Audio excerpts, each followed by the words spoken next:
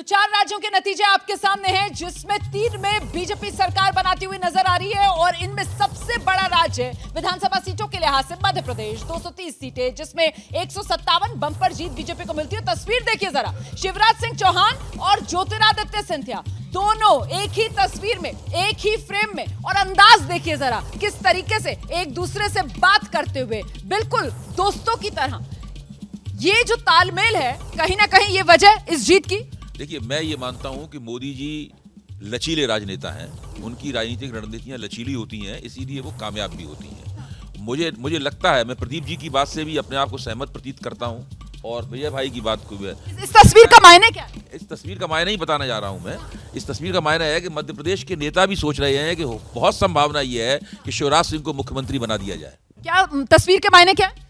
सबको साथ लेकर चलने की जो नरेंद्र मोदी की नीति है, और वो कभी भी इसमें ये नहीं है कि बिल्कुल अड़े रहेंगे किसी बात को लेकर, ये एक दिखाई दे रहा है। और जो जनरेशनल चेंज है, मैं फिर से बता रहा हूँ कि पार्टी ने जितने भी लोग जो जरूरत के हो सकते हैं, उन सबको मौका देकर ये जीत हासिल की। शिवराज सिंह चौहान को लेकर ज्योतिरादित्य सिंधिया का बयान भी तो आया ना कि हम शिवराज सिंह चौहान के नेतृत्व में चुनाव जीते हैं, ऐसे में मुख्यमंत्री कौन? क्या इस सवाल का जवाब तस्वीर से मिल रहा? देखिए, 3 दिन से जितनी मुलाकातें शिवराज और ज्योतिरादित्य सिंधिया की हुई हैं, 6 से ज्यादा बहुत जाती मुलाकातें, तो लोकसभा चुनाव में नेतृत्व पे उस पर भी ध्यान रखा जाएगा। जल्दी से हम सुना देते हैं दर्शकों को। दिग्विजय सिंह, माफ कीजिएगा, शिवराज सिंह चौहान के बेटे हैं कार्तिकेय, उनसे खास बातचीत की है हमारे सहयोगी ब्रजेश राजपूत ने। जरा सुनिए, पिता के नेतृत्व में चुनाव लड़ा जाता है और ये जो बंपर जीत बीजेपी को मिलती है, इस पर क्या कह रहे हैं? मैं प्रधानमंत्री जी के नेतृत्व को धन्यवाद देता हूँ। माननीय प्रधानमंत्री जी के कारण, सैकड़ों, हमारी करोड़ों लाडली बहनाओं के कारण आज मध्य प्रदेश में इतिहास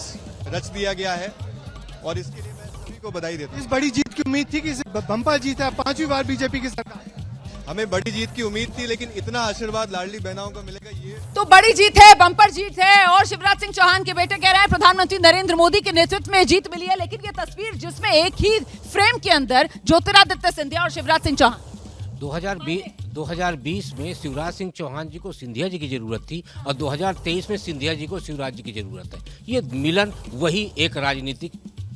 बिल्कुल। दिबांग, आपकी नजर में तस्वीर के मायने? मैं बहुत ज़्यादा नहीं पढ़ रहा, मैं समझ रहा हूँ कि औपचारिकता है, वो वहाँ पर जीते हैं, इसलिए उसको बधाई देने के गए हैं। मुझे नहीं लगता कि इससे तय होगा कि मुख्यमंत्री कौन होंगे। लेकिन नेतृत्व की बात जिस तरीके से शिवराज सिंह चौहान को लेकर ज्योतिरादित्य सिंधिया ने की है कि साहब इनका नेतृत्व था, उसमें चुनाव जीते हैं, उसको किस रूप में देख?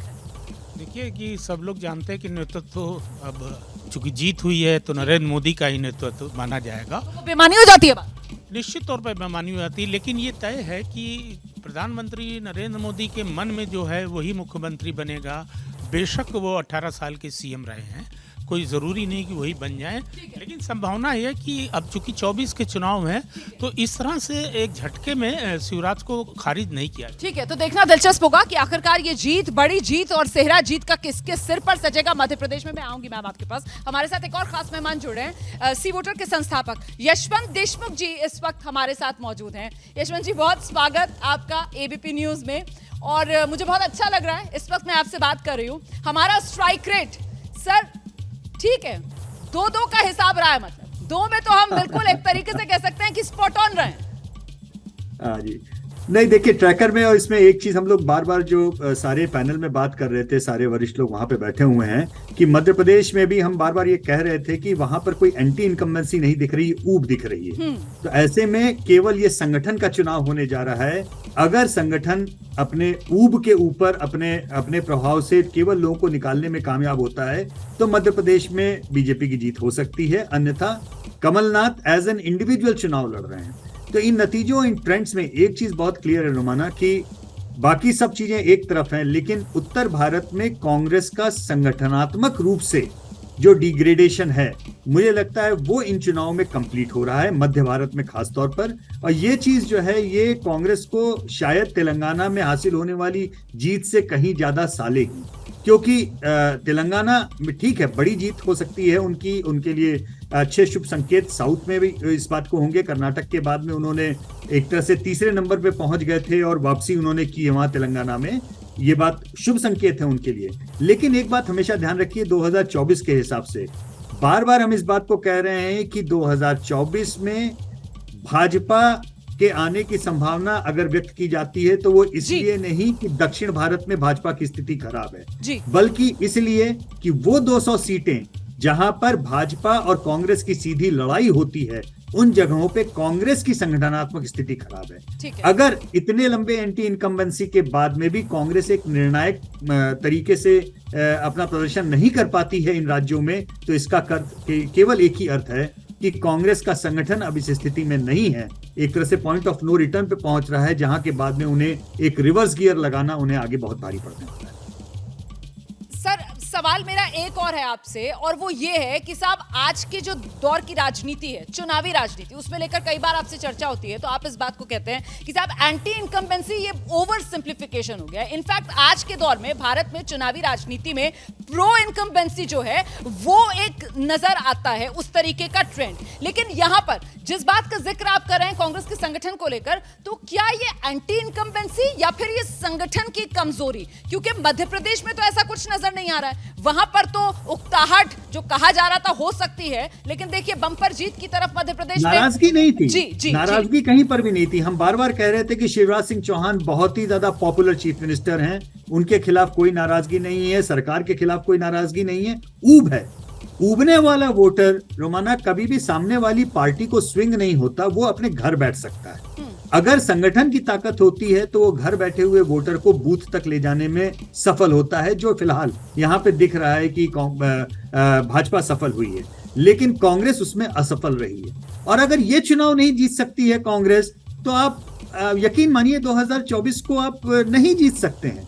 आप ये देखिए कि भाजपा ने बिना चेहरा दिए हुए, आगे किए हुए, केवल संगठन के आधार पे चुनाव लड़ा। अगर भाजपा के संगठनात्मक तरीके की लड़ाई को भी आप नहीं जीत सकते, तो लोकसभा चुनाव में जहां नरेंद्र मोदी सबसे बड़ा उनका चेहरा होगा, वो चुनाव अब मुझे नहीं लगता राजनीति में बहुत यशवंत जी, बहुत शुक्रिया अपना समय निकालने के लिए, एबीपी न्यूज के लिए। बड़ी बात यहाँ पर यशवंत देशमुख कह रहे हैं कि साहब समझ लीजिए इस बात को कि ये 23 के जो चुनाव नतीजे हैं वो यकीनन कांग्रेस के लिए 24 में कहीं ना कहीं खतरे की घंटी बजाते हुए। और इस बीच में सीधे आपको लेकर चलती हूँ छत्तीसगढ़, राजधानी रायपुर, जहां पर जश्न की तस्वीरें सामने निकल कर आ रही है। बीजेपी को जिस तरीके की जीत मिली है उसका अंदाजा यहाँ दिल्ली में बैठकर तो पत्रकार नहीं लगा पा रहे थे, लेकिन ज्ञानेंद्र तिवारी हमारे सहयोगी वो लगातार इस बात को कहते थे कि मामला उतना आसान भूपेश बघेल के लिए नहीं है जितना कभी कभी आंकड़ों में नजर आ रहा है। और वही हो गया ज्ञानेंद्र, बीजेपी सत्ता में आ रही है छत्तीसगढ़ में।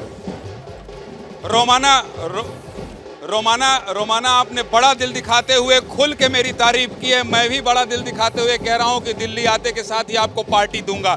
मैं कहता रहा और आज देखिए जो नतीजे आ रहे हैं और जो नतीजे जश्न में बदल रहे हैं वो इसी तरह से है जैसा कि हम बता रहे थे। और ये देखिए ये सारे लोग यहाँ पर अभी ढोल नगाड़े आ गए हैं बीजेपी दफ्तर में, और ये सारे पाजी लोग ये भागड़ा में नाच रहे हैं। और ये देखिए तो कुल मिलाकर यहाँ पर ये जो सुबह से ये पहली तस्वीर है, पहली तस्वीर है जब यहाँ पे लोग जय जय श्री राम के नारे, श्री राम की जीत है, राम की जीत है, भारतीय जनता पार्टी का अंत हुआ, रिजल्ट आ गया, लबरक लबारी हार गई, मोदी गारंटी जीत गई। ये लबरक मोदी की गारंटी छत्तीसगढ़ की जनता ने ली। ये बीजेपी दफ्तर का नजारा है और ये देखिए तमाम लोग जो है यहाँ पर नाच रहे हैं और जश्न मना रहे हैं बीजेपी दफ्तर में। ये पहली तस्वीर, आओ अरे इनका नाच भी दिखाओ भाई, ये भी नाच लो, सब नाच लो, ये लो आपका नाचने का दिन है। तो ये डांस अभी शुरू हुआ है 12 बजे के बाद रोमाना, और इसलिए ये अमित चिमनानी हैं, ये मीडिया प्रभारी एबीपी न्यूज में लाइव हैं आप, और ये कई बार हमसे जुड़ते रहे। आज आपके लिए खुशी का दिन है, दे दीजिए जो संदेश देना हो और बता दीजिए कि ये कैसे बीजेपी ने ये मुकाबला लड़ाई लड़ा जिसकी वजह से आपको जीत मिली। आज मेरे लिए ही नहीं, छत्तीसगढ़ की जनता के लिए आज खुशी का दिन है, और जनता को इस बात का सुकून है कि भ्रष्टाचारियों का, अत्याचारियों का, गुंडागर्दियों को संरक्षण देने वालों का राज चला गया है और छत्तीसगढ़ में फिर से अंधेरा छट गया है, सूरज निकला है। थोड़ा नाच लो यार अमित भाई, आज नाच लो। तो ये डांस जो है यहाँ शुरू हो गया है। बीजेपी कार्यालय में प्रदेश अध्यक्ष पहुंच गए हैं और ये सुबह से 12 बजने का इंतजार हो रहा था, और जैसे ही 12 बज गया जय जी श्री राम के नारे लगने लगे और यहाँ जश्न जो है पूरी तरह से दुर्गेश यहाँ क्या दिखाना गुरु, ये है तस्वीर, इनको दिखाओ। कमेंट्री तो हम कर ही रहे हैं और हमसे कुछ छूटेगा तो रोमाना छोड़ेंगी नहीं। तो ये देखिए यहाँ पर इस तरफ भी आ जाइए, ये तमाम लोग जब हैं वो सब जश्न मना रहे हैं। और बीजेपी, मैं बार बार ये कह रहा था कि बीजेपी ने जिस तरह से माइक्रो मैनेजमेंट के तहत चुनाव लड़ा है, 90 की 90 सीट में किस तरह से जीत सुनिश्चित किया जाए रोमाना, इस बात की तैयारी बीजेपी ने की थी। और 4 क्षेत्रीय दलों को, जो 4 अलग अलग क्षेत्रीय दल है रोमाना, उसको अंडर एस्टिमेट किया गया। और उन्हीं क्षेत्रीय दल की वजह से 15 ऐसी सीट हैं जहां सीधे सीधे कांग्रेस का नुकसान हुआ है। और आज बीजेपी के पक्ष में ये जो नतीजे आते दिखाई दे रहे हैं, उसकी एकमात्र वजह है कि बीजेपी ने चुनाव तैयारी से लड़ा। और कांग्रेस को ये लगने लगा कि जिस तरह से पिछली बार उनको 67 सीट मिली थी, इस बार भी उसी आत्मविश्वास के साथ, इसको अति आत्मविश्वास भी कह सकते हैं, और उसका नुकसान दिखाई दे रहा है। तो कुल मिलाकर रोमाना तस्वीर साफ होती दिखाई दे रही है कि इस बार जिस तरह से ये कह रहे हैं कि राम आएंगे तो अंगना सजाएंगे और जय श्री राम के नारे लगा रहे हैं, तो ये जो पूरा बीजेपी के लिए छत्तीसगढ़ के जो नतीजे हैं वो ये बता रहे हैं कि बीजेपी ने यहाँ एक एक सीट पर काम किया। और जो धान और किसान सबसे बड़ी ताकत थी, सबसे बड़ी ताकत थी कांग्रेस की, उसी धान और किसान पर चोट किया। 3100 रुपए समर्थन मूल्य दिया।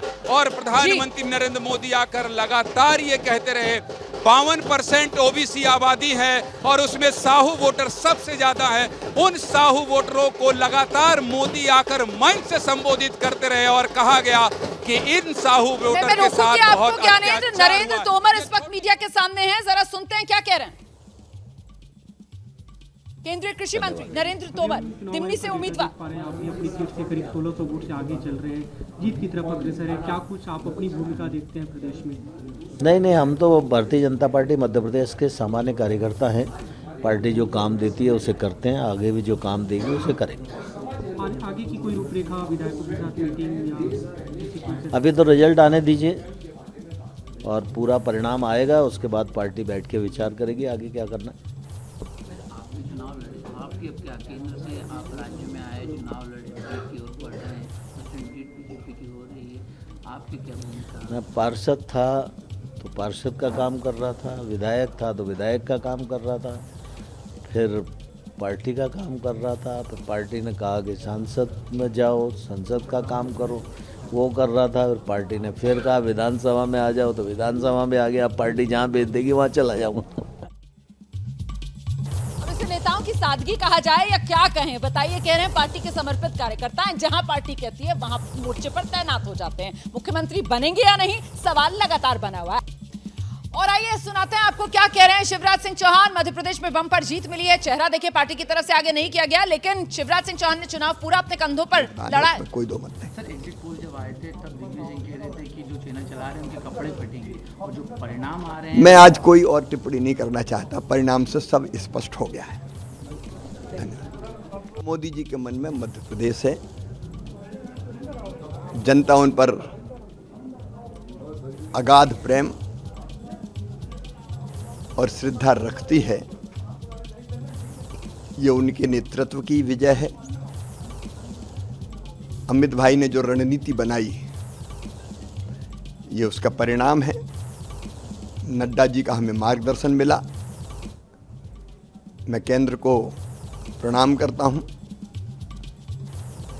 फिर हमने पूरे चुनाव को पूरी ताकत से सामूहिक नेतृत्व में लड़ा। और आइए सीधे रुख कर लेते हैं बीजेपी के सांसद राजीव प्रताप रूडी इस वक्त हमारे साथ मौजूद हैं। रूडी जी, सबसे पहले तो आपको बहुत बधाई हो। 4 में से 3 राज्य जहां पर बीजेपी की सरकार बन रही है, और 2018 की अगर बात की जाए तो फिर 4 में सुपड़ा साफ बीजेपी का था, लेकिन इस बार ये करिश्मा कैसे कि 3 बीजेपी की जेब में जा रहे हैं प्रदेश? देखिए, एक तो सबसे पहले मैं बताना चाहूँगा कि जो भरोसा देश के चारों तरफ लोगों में दिख रहा है, वो प्रत्यक्ष रूप से इन राज्यों में दिखा है। और जो एक शब्द का उपयोग उन्होंने किया कि मेरी गारंटी है, वो गारंटी सेवा की थी, वो गारंटी इंक्लूसिवनेस की थी, वो गारंटी विकास की थी, वो गारंटी राष्ट्रीयता की थी। मैं समझता हूं कि आज आप मोटे तौर से देख रही होंगी कि किसी भी राज्य में जहां हमारे चुनाव हुए हैं वहां कोई बहुत प्रोजेक्टेड फेस नहीं था, एक सामूहिक जिम्मेवारी थी। जब देश के कई सीनियर लीडर्स को और सांसदों को और मंत्रियों को भेजा गया, ये इस पार्टी को स्थापित करता है कि देश के नेतृत्व को हर पर भरोसा है और एक बड़े अभियान के लिए हर कोई हर स्तर पर जाकर के एक साधारण पॉलिटिकल वर्कर के रूप में काम करना चाहता है। आपने कहा कि 3 बड़ी जीत है, मैं उसे कहूंगा कि 4 बड़ी जीत है। आज अगर आने वाले 2024 में किसी को अगर सामना तेलंगाना में करना है तो कांग्रेस पार्टी को बीजेपी का सामना करना है, वो हमारी बड़ी जीत है। जहां हम पहले 1 सीट पर थे, हम दर्जन भर से ज्यादा सीटों पर आगे हैं। तो पूरे भारतवर्ष में एक प्रामाणिकता के साथ ये दिख रहा है कि एक लार्जर नेशनल प्लेटफॉर्म जिसका नाम है भारतीय जनता पार्टी, जिसका एक स्लोगन है, एक आइडियोलॉजी है, एक लीडरशिप है और उसके ऊपर ओवर आर्किंग लीडरशिप जो देश के प्रधानमंत्री नरेंद्र मोदी का है और उस विश्वास के प्रति लोगों की आस्था।